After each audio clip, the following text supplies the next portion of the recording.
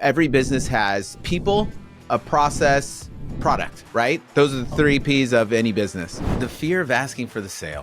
Don't be scared to ask. It's just a question, right? I mean, again, we've just spent 30 minutes, 45 minutes, an hour with this person on the phone. You deserve that. Yeah, that's that skill versus will, right? If someone has the skills but doesn't have the will, then they're just not trying. We're going to let them go, like you said. Somebody has the will. You can see they're putting in the effort, the activity. Like, I'm excited to work with you and help you get better.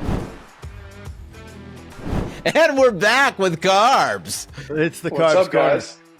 And we really are back. This wasn't like doing a back-to-back and we're just pretending to be back. Huh, yeah. Like, we really are back. We are. Why do we do that? We do that? We do that.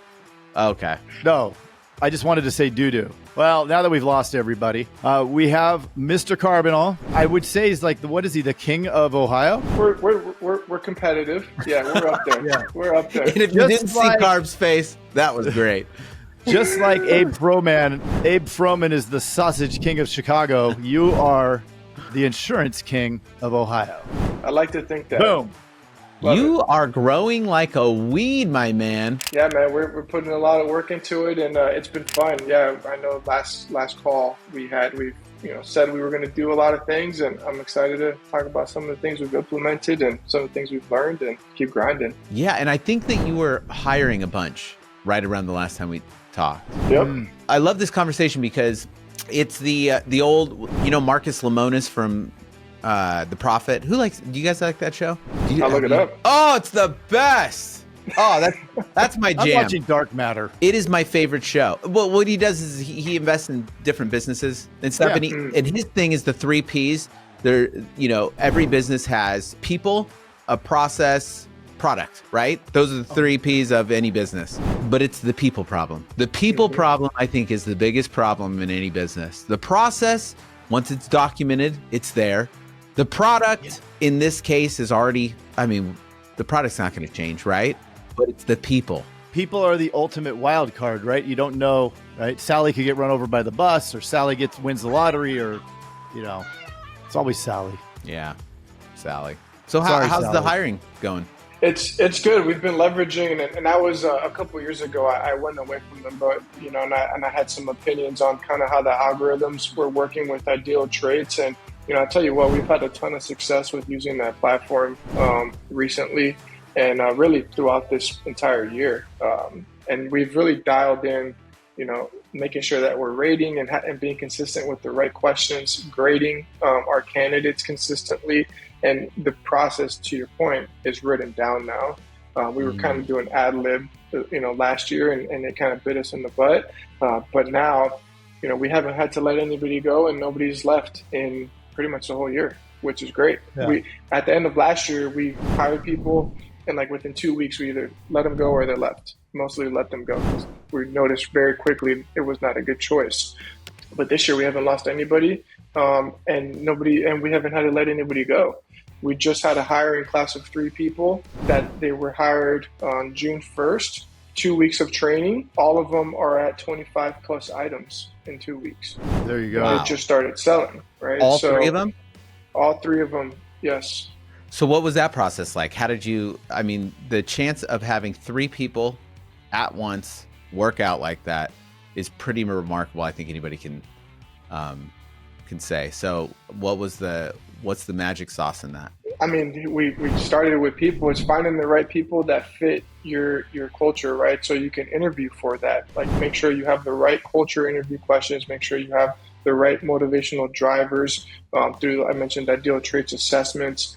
They have a tool now, which I learned in our elite calls. And this is one thing I turned on right away was they can do these video pre-screening interviews. So it's they apply for the role, they do the assessment, they do the video interview, and then by the time they get to our actual Zoom interview, we're 90% sure if we're going to like you or not already. So we're really weeding out a ton of candidates. So you get, 200-300 people apply, and you can quickly dwindle it down with very little effort. Where previously we'd have to screen them and waste a lot of time, and set up these kind of meetings and waste time. Like, oh man, that was a mistake. So yeah, it's becoming much more efficient. What are some of the things that you're looking for? You mentioned to make sure that they would fit your culture. What are some of the things specifically to your agency that you're looking for? Yeah, the biggest thing for me is you got to be self-motivated. We ask a lot of questions about, if you're behind on your goal, everybody gets behind from time to time. Give me an example where you fell behind your goal and what did you do to not only meet it, but exceed it? I want real examples. And I've coached my managers at this point because, again, we would ask this question and you get a very basic answer. Oh, yeah, I worked really hard and ask Right. more questions. So, yeah, being self-motivated is one of the biggest ones. What's another one? Yeah, another one would be people-oriented, right? You got to be able to have a conversation. Like, the common theme is people, right? We're not robots. We're not talking to robots. You got to be able to hold a conversation. You got to be able to tell a story, right? And that's another one that we look at. So I love it. And then number three, how do you find a good closer, my man? Yeah, I mean, the closing is a big piece of the assessment, right? So one of the traits is being a closer or a salesperson. And then it gives you like different scores and then on persuasiveness and again, just closing skills in general.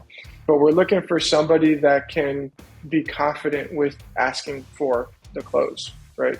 Most salespeople go through the presentation and never ask for the sale. I don't understand, you put in all that effort, you built this relationship and you leave it up to them to decide the next steps.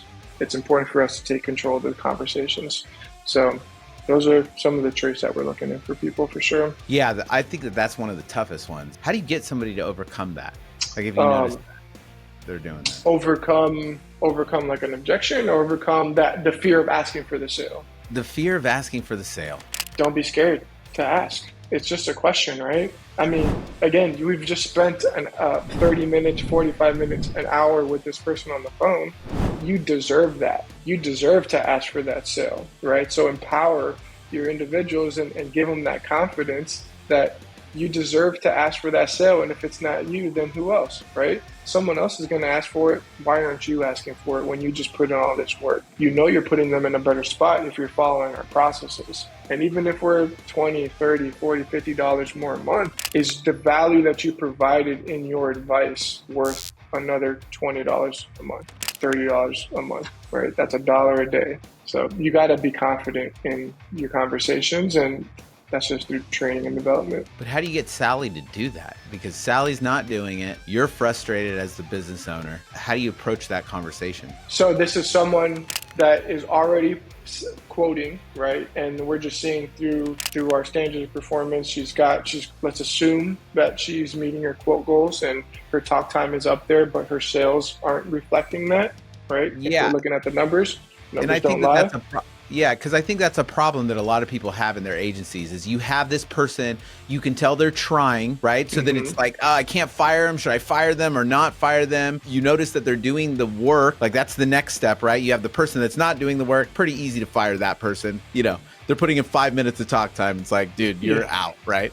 But then you have that person that you do like. The team likes them. You like them. They're doing the work, they're doing the steps, they're a hustler, but they're just not closing anything. And it's like, oh, should I fire them or what should I do? Or how do I approach it? Because you're telling her, dude, you got to close. And she's not closing. So it's like, how do you actually convert that person to closing? Yeah, that's that skill versus will, right? If someone has the skills but doesn't have the will, then they're just not trying. We're going to let them go, like you said. Somebody has the will. You can see they're putting in the effort, the activity. Like, I'm excited to work with you and help you get better. But yeah, that's just a development thing. I think some of the things we do is listen to calls consistently and meet with these individuals and make sure that we're not only training in a group setting, but also in a one-on-one setting and provide that feedback. But then sometimes we get too comfortable or we feel uncomfortable with asking these questions, so they pick and choose what part of the sales questions they want to ask. So make sure they're following the whole process, because that lets you know if they deserve to ask for the sale. Because if you didn't follow the process, then you're right, you didn't deserve to ask for the sale. You're doing a good job. You're helping this prospect, this client, be confident and ask for the sale. And who do you bank with? It's a very easy question to ask at this point. in the process. 100%. That's the fun part. It is. It is the fun part. And that's the big shift for them mentally when they go from that place where they're afraid to ask and then they actually realize, oh, I need to ask and I need to accept that I'm going to get no's, 80% of the time. Right. Mm-hmm. I think that I remember I don't, think back to when you first started in sales and you're learning. It was like each call you wanted it to close. And you didn't consider, well, at least from my perspective, I wasn't really considering the numbers. I was considering each deal and man, I didn't, and thinking about how I didn't get that one, which would put you in this place of not wanting to ask, right? And so I wonder if there's some of that, but what happens is you've insulated and protected yourself from that, right? Because you've done it both ways where you've been reactive, you've hired only when you needed to, and you've learned, as all of us have, that it's highly ineffective and terrible, right? Because you end up hiring the duds and then you just have this cycle. You become proactive and you're always hiring with this framework that you follow. Now you're getting the right people more consistently because you're doing the right things following that framework, which then has the right people going through your onboarding funnel, right? And you're on them. Like it isn't, let them run for a month and then I'll come back and check if they're freaking asking, right? It's like, no. Like if they're not asking for the business, in the first week. If they won't, then they've gone, right? I've had it. I've been in both of those situations too. And telling the person, a month after they've started that they need to ask for the business is much different than telling the person on the third day, when they're still shaking and afraid to pick, when they're still working out the kinks. They're more likely to be able to develop that skill. On the other side, I think that the habit of being afraid is just too entrenched. Yeah. How many sales reps do you have now? No. How many? Because you guys have been really picking it up this year. How many sales reps are you at? Five. Yeah, and I want to keep it at 5. Like it's once you get into 6, it's 7, and then okay, now you need a lot of people you need a lot more leads, which is fine because it all works out. But it becomes more to manage. Yeah. I find 5 is okay. I trust my ops guy is going to handle it, and but start getting into the 50K payroll, things change. Absolutely. As it's just running your own race, right? Like, what are your goals as a business owner? And 5 items gets you to, or not 5 sales reps gets you where you want to be. Like, that's where you're shooting for. So you can't be too stressed about what other people are doing. But like me, I know we could get to 200 to 250 with 5 salespeople. So, we're right there. We're good. We're on pace for 170. That's fine. All day long it cash flows and it's great and we're growing. So, that's what it's about. Yeah. If you're not growing, you're dying. You just hired a couple, right? What? A couple of them are new though, right? Newer. Yeah. The 2 guys. I have 2 guys now, and they both same thing because George, I'm doing the same thing you're doing. We're always talking and doing these same similar setup. I mean, we have the constant candidates coming in, and then it's to the onboarding. And I mean, they know they're on the phones and they're making calls and they are asking for the business immediately, right? As soon as they quote, then they're going to be asking for it. And like, I know that they're listening to the calls. Like if they didn't ask, the rest of the producers are going to be all over them because people were all over them about not asking. So it's part of the culture now. Everybody knows you ask at least 3 times. Not did you ask? It's like, did you ask 3 times? And you're all still in the office. Yeah. That's awesome. We haven't had a lot of success with the remote. I didn't put any effort into it. So, that's probably on us. Maybe I need to be involved in that, but that's not something I want to own. So I don't want remote people at this moment. Are you 100% remote, George? I would put 98%. Yes. We have service people. And now in one of the offices, we've turned it into like a hybrid because now they're in like a rotation. So they're working in office 2-3 times a week. And then the other 2 or 3 times, whatever it lands on, they're at home.